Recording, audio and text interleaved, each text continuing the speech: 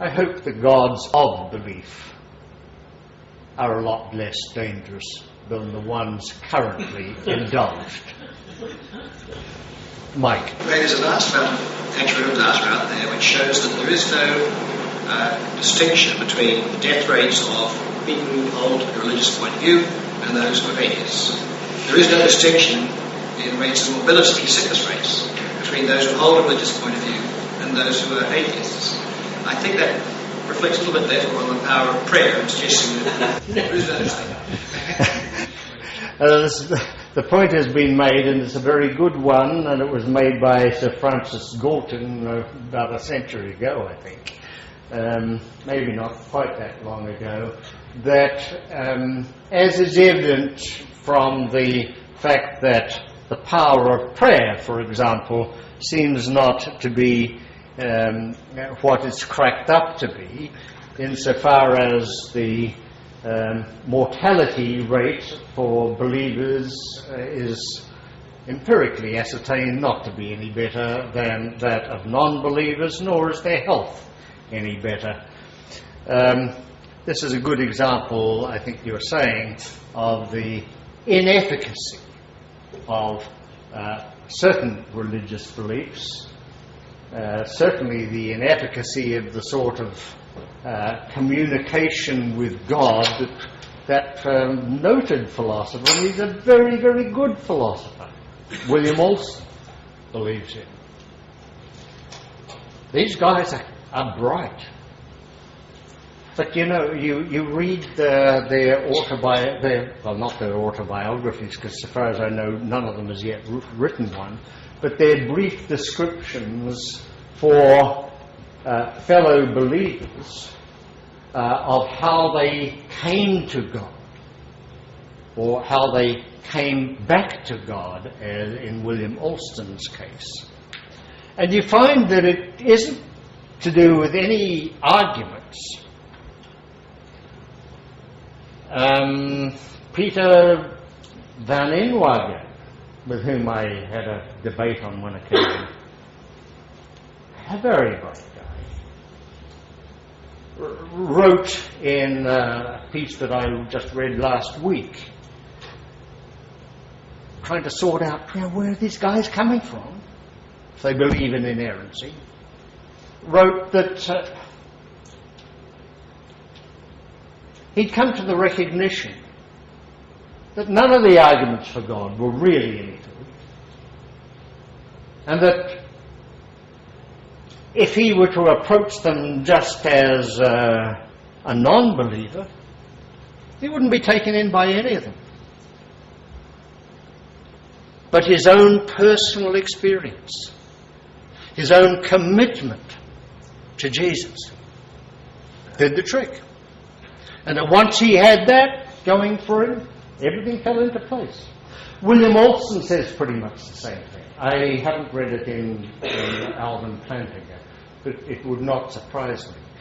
William Craig, with whom I had the Hell debate, and a debate also on the so-called Kalam cosmological argument, reported that when he was a college student, I think it was, he had an experience of being born again. And if you read carefully or talk to him carefully about it, it turns out that I think he fell in love with a girl who was a Christian and so on. My own maternal grandfather was inclined to be an atheist until he fell in love with a woman who was a Christian, and suddenly his life changed. He had a personal experience. He was converted. He was born again. And all the problems that had troubled him about the problem of evil, how can God send people to hell, for example, just got shoved off into the background. It's all a mystery. Such is the ability of the human mind to compartmentalize and thereby isolate the problems from the beliefs.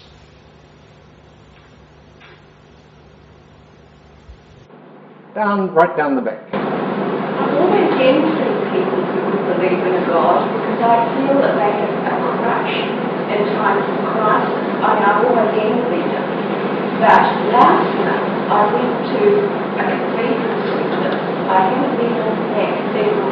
1 years.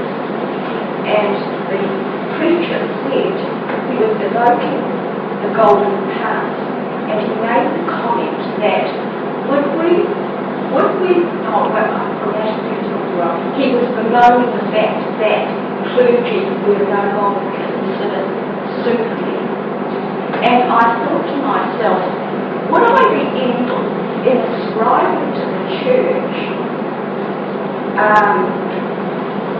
that what they do, or people involved in the gold industry, they have a vested interest in retaining the power of their institution, don't they? But would I be evil in thinking that after I've heard that? If I might paraphrase at this point, the suggestion, well, the question has been asked whether the questioner's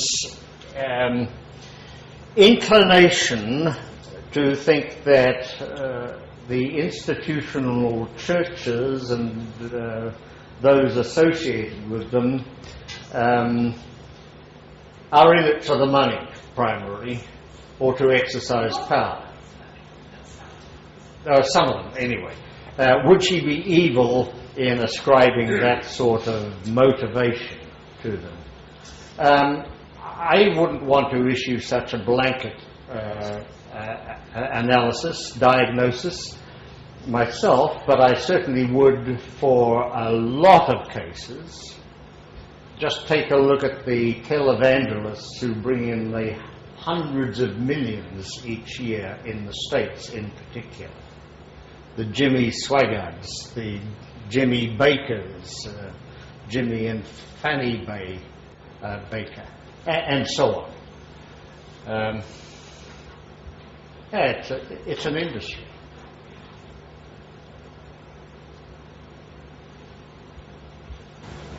I wonder how you would react to the argument that the new religion that's going to replace the Christian and other religions is already here in the form of eco-radicalism.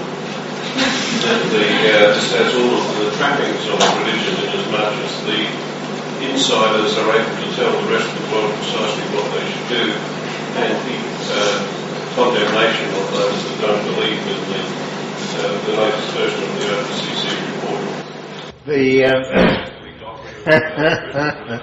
The suggestion has been made that the new religion is already upon us. It is the religion of eco-radicalism. That's right. I don't think I'd come across that particular term. And I think the example was given of those who have implicit faith in whatever the latest IPCC report on climate change might be. Is this the latest religion? I don't agree with you that it has all the trappings. It does have some of the trappings. Certainly it is capable of extracting a certain sort of evangelical fervour from those who subscribe to it uncritically.